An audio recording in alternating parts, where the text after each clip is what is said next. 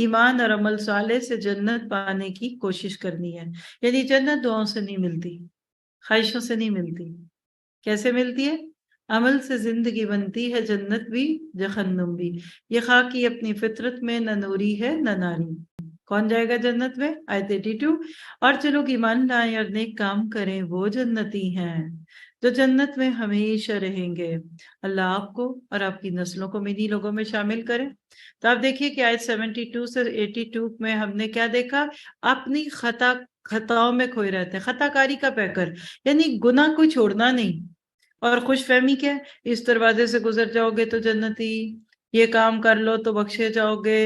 آج بھی مسلمانوں نے بہت ساری ایسی چیزیں مشہور کر دی ہیں، عمل کے بعد کرتے تو شاید کوئی گنجائش نکل آتی، لیکن عمل چھوڑ کے کسی شارٹ کٹ کے راستے جنت میں نہیں جائیں گے.